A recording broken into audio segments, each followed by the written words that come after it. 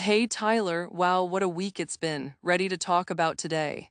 Definitely, there's actually some pretty interesting news today. Did you hear about the new crash test dummy?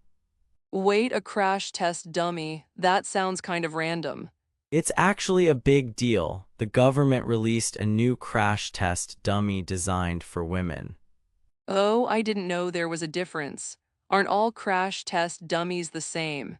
That's the problem. For almost 50 years, car companies used dummies based on men's bodies.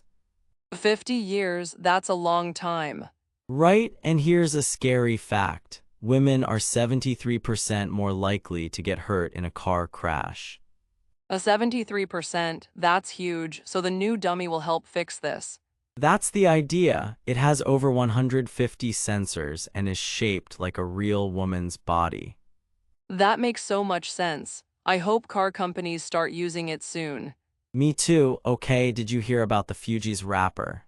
The Fugees, I love their music. What happened? Well, one of the members, Pras Mitchell, was sentenced to 14 years in prison today. Oh no, 14 years. What did he do? He was found guilty of sending illegal money from foreign countries to a presidential campaign. That's so sad. He was such a talented musician in the 90s. Yeah, he won 2 Grammy Awards with Lauryn Hill and Wyclef Jean. His lawyers say they will appeal. I hope his family is okay. What else happened today? Well, the stock market had a crazy week, but it ended on a good note today. Oh, really? I saw the news yesterday. It was so stressful.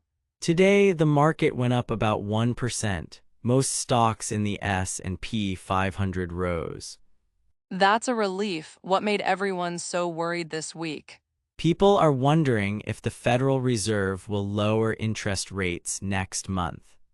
Interest rates. That affects so many things like buying a house or a car.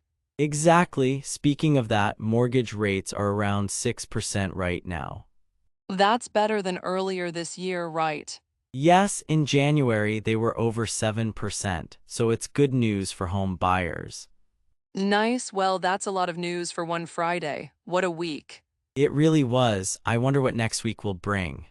Same here. Thanks for catching up with me, Tyler. Have a great weekend, everyone. You too, Rachel. See you all tomorrow.